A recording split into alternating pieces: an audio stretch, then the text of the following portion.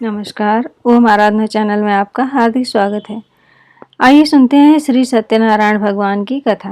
प्रथम अध्याय। एक समय नैमी सारंग तीर्थ में शौनक आदि 88,000 ऋषियों ने श्री सूत जी से पूछा, हे प्रभु, इस कलयुग में वेद विद्या रहित मनुष्यों को प्रभु भक्ति किस प्रकार मिलेगी तथा उनका उद्धार कैसे होगा? हे मुनि श्रेष्ठ, कोई ऐसा तप बताइए जिसमें थोड़े समय में पुण्य प्राप्त हो तथा मनवांछित फल मिले। वह कथा सुनने की हमारी इच्छा है। सर्वशास्त्र ज्ञाता श्री सूत जी बोले, हे वैष्णव में पूज्य, आप सबने प्राणियों के हित की बात पूछी है, अतः मैं उस श्रेष्ठ व्रत को आप लोगों को बताऊंगा जिस व्रत को नारद जी ने लक्ष्मी नारायण जी से पूछा था और श्री लक्ष्मीपति ने मुनि श्रेष्ठ नारद जी से कहा था, ध्यान से सुनो।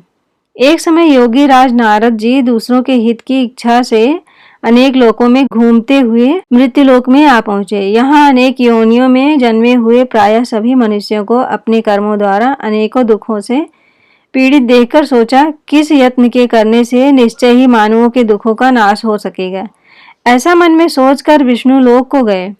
वहां श्वेत वर्ण और 4 भुजाओं वाले देवों के ईश नारायण का, जिनके हाथों में शंख, चक्र, गदा और पद्म थे तथा वरमाला पहने हुए थे, देखकर स्तुति करने लगे। हे भगवान, आप अत्यंत शक्ति से संपन्न हैं, मन तथा वाणी भी आपको नहीं पा सकती। आपका आदि मध्य अंत नहीं है।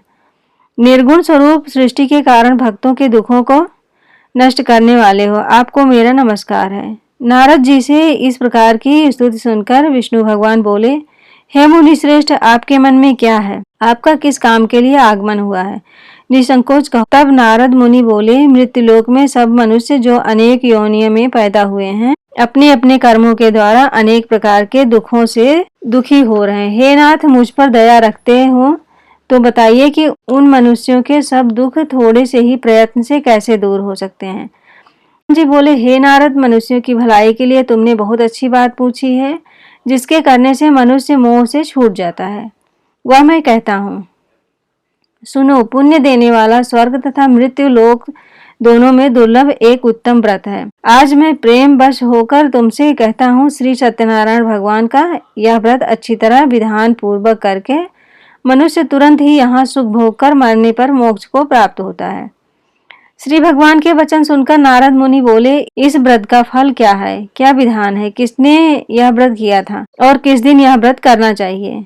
विस्तार से कहो। भगवान बोले, दुख व शोक आदि को दूर करने वाला, धन धान्य को बढ़ाने वाला, सौभाग्य तथा संतान को देने वाला यह व्रत सब स्थानों पर विजयी करने वाला है। भक्ति और श्रद्धा के साथ किसी भी दिन मनुष्य श्री सत्यनारायण की शाम के समय ब्राह्मणों और बंधुओं के साथ धर्मपरायण होकर पूजा करे। भक्ति भाव से नैवेद्य, केले का फल, घी, दूध और गेहूं का चूर्ण सवाया ले। गेहूं के अभाव में साठी का चूर्ण, शक्कर तथा गुड़ ले और सब भक्षण योग्य पदार्थ जमा करके भगवान को अर्पित करे तथा बंधु बांधवों सहित ब्राह्मणों को भोजन कराए। उसके बाद स्वयं भोजन करें। नित्य गीत आदि का आचरण कर श्री सत्यनारायण भगवान का स्मरण करता हुआ समय व्यतीत करे। इस तरह व्रत करने पर मनुष्य की इच्छा निश्चय पूरी होती है। विशेषकर कलि काल में मृत्युलोक में यह मोक्ष का सरल उपाय है। श्री सत्यनारायण व्रत कथा का प्रथम अध्याय संपूर्ण हुआ। द्वितीय अध्याय।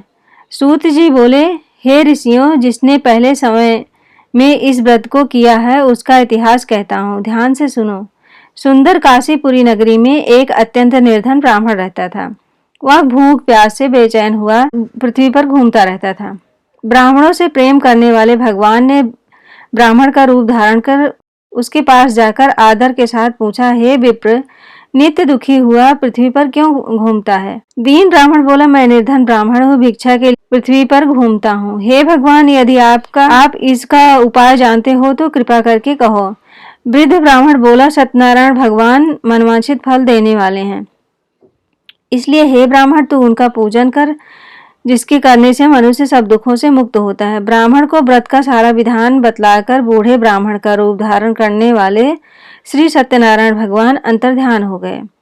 जिस व्रत को वृद्ध ब्राह्मण ने बतलाया है, मैं उसको करूंगा, यह निश्चय करने पर उसे रात में नींद नहीं आई। वह सवेरे उठ सत्यनारायण भगवान के व्रत का निश्चय कर भिक्षा के लिए निकल पड़ा। उस दिन उसको भिक्षा में बहुत धन मिला, जिससे बंधु बांधवों के साथ उसने श्री सत्यनारायण भगवान का व्रत किया। इसके करने से वह विप्र सब दुखों से छूटकर अनेक प्रकार की संपत्तियों से युक्त हुआ। उस समय से वह विप्र हर मास व्रत करने लगा। इस तरह सत्यनारायण भगवान के व्रत को जो करेगा वह सब पापों से छूटकर मोक्ष को प्राप्त होगा। आगे जो पृथ्वी पर श्री सत्यनारायण भगवान का व्रत करेगा वह मनुष्य सब दुखों से छूट जाएगा। इस तरह नारद जी से नारायण जी का कहा हुआ यह व्रत मैंने तुमसे कहा। हे विप्रो, मैं अब और क्या कहूँ। ऋषि बोले, हे मुनिवर, संसार में उस विप्र से सुनकर और किस किस ने इस व्रत को किया, हम सब वह सुनना चाहते हैं। इसके लिए हमारे मन में श्रद्धा है। सूत जी बोले, हे मुनियों, जिसने इस व्रत को किया है वह सब सुनो। एक समय वह विप्र धन और ऐश्वर्य के अनुसार बंधु बांधवों के साथ व्रत करने को तैयार हुआ। उसी समय एक लकड़ी बेचने वाला बूढ़ा आदमी आया और बाहर लकड़ियों को रखकर विप्र के मकान में गया। प्यास से दुखी लकड़हारा उनको व्रत करते देख विप्र को नमस्कार कर कहने लगा, आप यह क्या कर रहे हैं और इसके करने से क्या फल मिलता है? कृपया मुझे भी बताओ। ब्राह्मण ने कहा, सब मनोकामनाओं को पूरा करने वाला यह श्री सत्यनारायण भगवान का व्रत है। इसकी ही कृपा से मेरे यहाँ धन धान्य आदि की वृद्धि हुई है। विप्र से इस व्रत के बारे में जानकर लकड़हारा बहुत प्रसन्न हुआ। चरणामृत लेकर और प्रसाद खाने के बाद अपने घर को गया। लकड़हारे ने अपने मन में इस प्रकार का संकल्प किया कि आज गांव में लकड़ी बेचने से जो धन मिलेगा उसी से श्री सत्यनारायण भगवान का उत्तम व्रत करूंगा। यह मन में विचार कर वह बूढ़ा आदमी लकड़ियां लेकर अपने सिर पर रखकर जिस नगर में धनवान लोग रह रहे थे वह ऐसे सुंदर नगर में गया। उस रोज वहां पर उसे उन लकड़ियों के दाम पहले दिनों से चौगुना मिले। तब वह बूढ़ा लकड़हारा दाम ले और अति प्रसन्न होकर पके केले की फली, शक्कर, घी, दूध, दही और गेहूं का चूर्ण इत्यादि श्री सत्यनारायण भगवान के व्रत की कुल सामग्रियों को लेकर अपने घर गया। फिर उसने अपने भाई बंधुओं को बुलाकर विधि के साथ भगवान जी का पूजन और व्रत किया।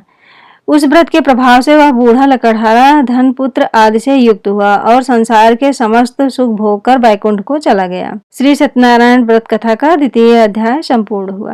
अब तृतीय अध्याय। सूत जी बोले, हे श्रेष्ठ मुनियों, अब आगे की कथा कहता हूँ। पहले समय में उल्का मुख नाम का एक बुद्धिमान राजा था। वह सत्यवक्ता और जितेंद्रिय था। प्रतिदिन देव स्थानों पर जाता था तथा गरीबों को धन देकर उनके कष्ट दूर करता था। उसकी पत्नी कमल के समान मुख वाली और सती साध्वी थी।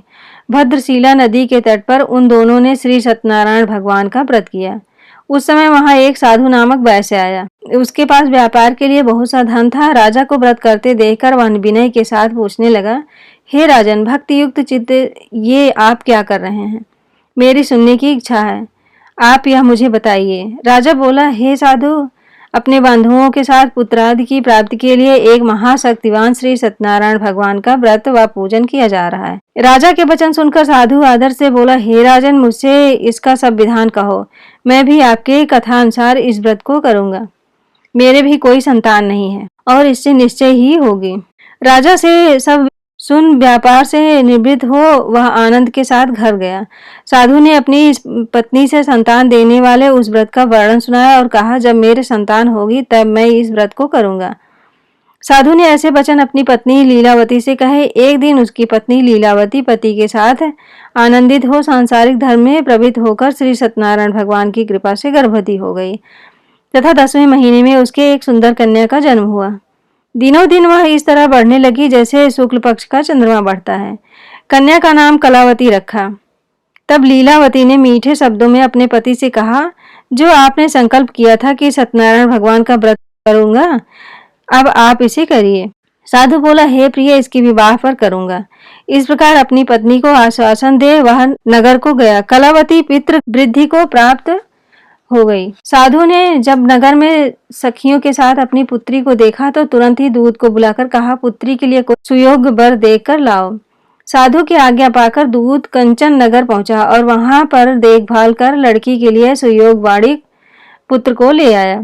उस सुयोग लड़के को देखकर साधु ने अपने बंधु बांधवों सहित प्रसन्नचित्त अपनी पुत्री का विवाह उसके साथ कर दिया। किंतु दुर्भाग्य से विवाह के समय भी उस व्रत को करना भूल गया। तब श्री भगवान क्रोधित हो गए और शाप दिया, तुम्हें दारुण दुख प्राप्त होगा। अपने कार्य में कुशल साधु बनिया जमाता सहित समुद्र के समीप स्थित होकर रत्नसारपुर नगर में गया और वहां दोनों ससुर जमाई चंद्रकेतु राजा के उस नगर में व्यापार करने लगे। एक बार भगवान श्री सत्यनारायण की माया से प्रेरित कोई चोर राजा का धन चुराकर भागा जा रहा था, किंतु राजा के दूतों को आता देखकर चोर ने घबराकर भागते हुए राजा के धन को वहीं चुपचाप रख दिया जहां ससुर जमाई ठहरे हुए थे। जब दूतों ने उस साधु वैश्य के पास राजा के धन को रखा देखा तो उन दोनों को पकड़कर राजा के समीप जाकर बोले, हम इन दोनों चोरों को पकड़कर लाए हैं, अब हमें क्या करना है, आज्ञा दें। राजा की आज्ञा से उन्हें कारावास में डाल दिया और उनका धन छीन लिया। श्री सत्यनारायण भगवान के शाप द्वारा उनकी पत्नी भी घर पर बहुत दुखी हुई और उनके घर पर जो धन रखा था उसे भी चोर चुरा कर ले गए। शारीरिक व मानसिक पीड़ा तथा भूख प्यास से अति दुखी हो अन्न की चिंता में कलावती एक ब्राह्मण के घर गई। वहां उसने श्री सत्यनारायण भगवान का व्रत होते हुए देखा, फिर कथा सुनी तथा प्रसाद ग्रहण कर रात को घर आई। माता ने कलावती से कहा, हे पुत्री, तू अब तक कहाँ थी और तेरे मन में क्या है? कलावती बोली, हे माता, मैंने एक ब्राह्मण के घर में श्री सत्यनारायण भगवान का व्रत देखा है। कन्या के वचन सुनकर लीलावती भगवान के पूजन की तैयारी करने लगी। लीलावती ने परिवार और बंधुओं सहित श्री सत्यनारायण भगवान का पूजन किया और वर मांगा, मेरे पति और दामाद शीघ्र ही आ जाएं। साथ ही प्रार्थना की, हम सबका अपराध क्षमा करो। श्री सत्यनारायण भगवान इस व्रत से संतुष्ट हो गए और राजा चंद्रकेतु को स्वप्न में दर्शन देकर कहा, हे राजन, दोनों वैश्यों को प्रातः ही छोड़ दो और उनका सारा धन जो तुमने लिया है उन्हें वापस दे दो, नहीं तो मैं तुम्हारा धन, राज्य, पुत्र आदि नष्ट कर दूंगा। राजा से ऐसा कहकर भगवान अंतर्ध्यान हो गए। प्रातः काल राजा चंद्रकेतु ने सभा में अपना स्वप्न सुनाया, फिर दोनों वाणिक पुत्रों को कैद से मुक्त कर सभा में बुलाया। दोनों ने आते ही नमस्कार किया। राजा मीठे वचनों से बोला, हे महानुभाव, भाग्यवश ऐसा कठिन दुख तुम्हें प्राप्त हुआ, अब तुम्हें कोई भय नहीं। ऐसा कहकर राजा ने उनको नए नए वस्त्र आभूषण पहनाए तथा उनका जितना धन लिया था उससे दुगना धन देकर आदर से विदा किया। दोनों वैश्य अपने घर को चल दिए। श्री सत्यनारायण व्रत कथा का तृतीय अध्याय संपूर्ण हुआ। अब सुनते हैं चतुर्थ अध्याय। सूत जी बोले, वैश्य ने मंगलचार करके यात्रा आरंभ की और अपने नगर को चल दिए। उनके थोड़ी दूर निकलने पर दंडी वेशधारी श्री सत्यनारायण ने उनसे पूछा, हे साधु, तेरी नाव में क्या है? अभिमानी वाणिक हंसता हुआ बोला, हे दंडी, आप क्यों पूछ रहे हो? क्या धन लेने की इच्छा है? मेरी नाव में तो वेल और पत्ते भरे हैं। वैश्य का कठोर वचन सुनकर श्री भगवान ने कहा, तुम्हारा वचन सत्य हो। दंडी ऐसा कहकर वहां से दूर चले गए और कुछ दूर जाकर समुद्र के किनारे बैठ गए। दंडी के जाने पर वैश्य ने नित्य क्रिया करने के बाद नाव को ऊंची उठी देखकर अचंभा किया तथा नाव में बेल पत्ते आदि देकर मूर्छित हो जमीन पर गिर पड़ा। फिर मूर्छा खुलने पर अत्यंत शोक प्रकट करने लगा। तब उसका दामाद बोला, आप शोक न करें, यह दंडी का श्राप है, अतः उनकी शरण में चलना चाहिए, तभी हमारी मनोकामना पूरी होगी। दामाद के वचन सुनकर वह दंडी के पास पहुंचा और अत्यंत भक्तिभाव से नमस्कार करके बोला, मैंने जो आपसे असत्य वचन कहे थे उनको क्षमा करो। ऐसा कहकर शोकातुर हो रोने लगे। तब दंडी भगवान बोले, हे वाणिक पुत्र, मेरी आज्ञा से बार बार तुम्हें दुख प्राप्त हुआ है, तू मेरी पूजा से विमुख हुआ है। साधु बोला, हे भगवान, आपकी माया से ब्रह्मा आदि देवता भी आपके रूप को नहीं जानते, तब मैं अज्ञानी कैसे जान सकता हूँ? आप प्रसन्न होइए, मैं सामर्थ्य के अनुसार आपकी पूजा करूंगा। मेरी रक्षा करो और पहले के समान नौका में धन भर दो। उसके भक्ति युक्त वचन सुनकर भगवान प्रसन्न हो उसकी इच्छा अनुसार वर देकर अंतर्ध्यान हो गए। तब उन्होंने नाव पर आकर देखा कि नाव धन से परिपूर्ण है। फिर वह श्री सत्यनारायण भगवान का पूजन कर साथियों सहित अपने नगर को चला। जब वह अपने नगर के निकट पहुंचा तब दूत को घर भेजा। दूत ने साधु के घर जाकर उसकी पत्नी को नमस्कार कर कहा, साधु अपने दामाद सहित इस नगर के समीप आ गए हैं। ऐसा सुन साधु की पत्नी ने बड़े हर्ष के साथ श्री सत्यनारायण का पूजन कर पुत्री से कहा, मैं अपने पति के दर्शन के लिए जा रही हूँ, तू कार्य पूर्ण कर शीघ्र आ जाना। माता के ऐसे वचन सुनकर कलावती प्रसाद छोड़कर जल्दी में पति के पास गई। प्रसाद की अवज्ञा के कारण श्री सत्यनारायण भगवान ने रुष्ट हो उसके पति को नाव सहित पानी में डुबो दिया। कलावती अपने पति को न देखकर रोती हुई जमीन पर गिर गई। इस तरह नौका को डूबा हुआ तथा कन्या को रोता हुआ देख साधु दुखी होकर बोला, हे प्रभु, मुझसे या मेरे परिवार से जो भूल हुई उसे क्षमा करो। उसके दीन वचन सुनकर श्री सत्यनारायण भगवान प्रसन्न हो गए और आकाशवाणी हुई, हे साधु, तेरी कन्या मेरे प्रसाद को छोड़कर आई है, इसलिए उसका पति अदृश्य हुआ। यदि वह घर जाकर प्रसाद खाकर लौटे तो इसे पति अवश्य मिलेगा। आकाशवाणी सुनकर कलावती ने घर पहुंचकर प्रसाद खाया, फिर पति के दर्शन किए। तत्पश्चात साधु ने बंधु बांधवों सहित श्री सत्यनारायण भगवान का विधि पूर्वक पूजन किया। इस लोक का सुख भोग कर अंत में स्वर्गलोक को गया। श्री सत्यनारायण व्रत कथा का चतुर्थ अध्याय संपूर्ण हुआ। अब सुनते हैं पंचम अध्याय। सूत जी बोले, हे ऋषि, मैं और भी कथा कहता हूँ, सुनो। प्रजा पालन में लीन तुंगध्वज नाम का एक राजा था। उसने भी भगवान का प्रसाद त्याग कर बहुत दुख पाया। एक समय वन में जाकर वन्य पशुओं को मारकर बढ़ के पेड़ के नीचे आया। वहां उसने ग्वालों को भक्ति भाव से बांधुओं सहित श्री सत्यनारायण जी का पूजन करते देख राजा देखकर भी अभिमान वश वहां नहीं गया और न ही नमस्कार किया। जब ग्वालों ने श्री भगवान का प्रसाद उसके सामने रखा तो वह प्रसाद त्याग कर अपनी नगरी को चल दिया। वहां पहुंचकर उसने अपना सब कुछ नष्ट पाया। तब वह जान गया कि यह सब भगवान ने किया है। तब वह विश्वास कर ग्वालों के पास गया और विधि पूर्वक पूजन कर प्रसाद खाया तो श्री सत्यनारायण भगवान की कृपा से सब कुछ पहले जैसा ही हो गया। फिर दीर्घ काल तक सुख भोग कर मृत्यु होने पर स्वर्गलोक को गया। जो मनुष्य इस परम दुर्लभ व्रत को करेगा, भगवान की कृपा से उसे धन धान्य की प्राप्ति होगी। निर्धन धनी और बंदी बंधन से मुक्त निर्भय हो जाता है। संतानहीनों को संतान प्राप्त होती है तथा सब मनोरथ पूर्ण होकर अंत में वैकुंठ धाम को जाता है। जिन्होंने पहले इस व्रत को किया उनके दूसरे जन्म की कथा कहता हूँ। वृद्ध शतानंद ब्राह्मण ने सुदामा का जन्म लेकर मोक्ष को पाया। लकड़हारे ने अगले जन्म में निषाद बनकर मोक्ष प्राप्त किया। उल्कामुख नाम का राजा दशरथ होकर वैकुंठ को प्राप्त हुआ। साधु नाम के वैश्य ने मोरध्वज बनकर अपने पुत्र को आरे से चीरकर मोक्ष को प्राप्त किया। महाराज तुंगध्वज ने स्वयंभू होकर भगवान में भक्ति युक्त होकर कर्म कर मोक्ष प्राप्त किया। श्री सत्यनारायण व्रत कथा का पंचम अध्याय पूर्ण हुआ। श्रीमन नारायण नारायण भजमन नारायण नारायण। श्री सत्यनारायण भगवान की जय। ओम जय लक्ष्मी रमणा स्वामी, जय लक्ष्मी रमणा। सत्यनारायण स्वामी जनपातक हरणा। ओम जय लक्ष्मी रमणा। रत्न जड़ित सिंहासन अद्भुत छवि राजे, स्वामी अद्भुत छवि राजे। नारद करत निराजन घंटा ध्वनि बाजे। ओम जय लक्ष्मी रमणा। प्रकट भये कलि कारण दिज को दर्श दियो, स्वामी दिज को दर्श दियो। बूढ़ो ब्राह्मण बन कर कंचन महल कियो। ओम जय लक्ष्मी रमणा। दुर्बल भील कठारो जिन पर कृपा करी, स्वामी जिन पर कृपा करी।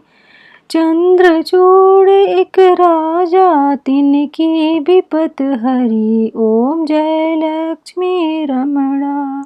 वैश्य मनोरथ पायो श्रद्धा तज दीनी, स्वामी श्रद्धा तज दीनी। सो फल भोग्यो प्रभु जी फिर स्तुति कीनी। ओम जय लक्ष्मी रमणा। भाव भक्ति के कारण छिन छिन रूप धरो, स्वामी छिन छिन रूप धरो। श्रद्धा धारण कीनी तिनको काज कियो। ओम जय लक्ष्मी रमणा। ग्वाल बाल संग राजा बन में भक्ति करी, स्वामी बन में भक्ति करी। मन वांछित फल दीना दीन दयाल हरि। ओम जय लक्ष्मी रमणा। चढ़त प्रसाद सवायो कदली फल मेवा, स्वामी कदली फल मेवा। धूप दीप तुलसी से राजी सत्य सेवा। ओम जय लक्ष्मी रमणा।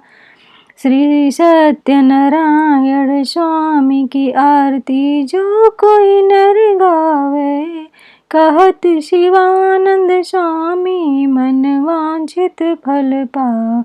ओम जय लक्ष्मी रमणा। बोलो सत्यनारायण भगवान की जय। अगर आप इस चैनल पर नए हैं तो प्लीज़ लाइक शेयर और सब्सक्राइब करें, जिससे आने वाली वीडियो आपको मिल जाए।